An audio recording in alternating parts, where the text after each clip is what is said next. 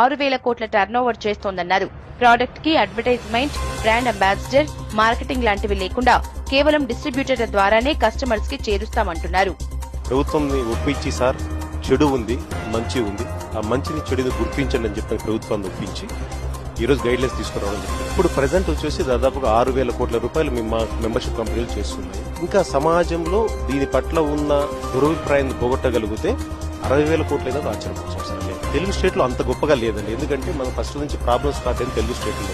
ఇదొక ఇండస్ట్రీ మా మీద ఆంక్షలు పెట్టి మేము ఎలా నడుచుకోవాలో చెప్పు అని అడిగింది మాత్రం ఇదొక ఇండస్ట్రీ అండి ప్రపంచం మొత్తం మీద. సో ప్రభుత్వం గుర్తించింది. ఈ రోజు ఇదివరకన్నా బాగా ఉంది.